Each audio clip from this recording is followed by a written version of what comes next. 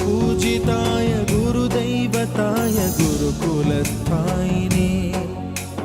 गुरुविक्रमाय गुह्यप्रवराय गुरवे गुणगुरवे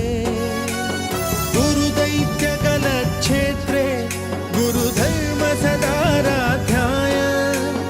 गुरुपुत्रपरित्रात्रे गुरुपाखण्डखण्डकाय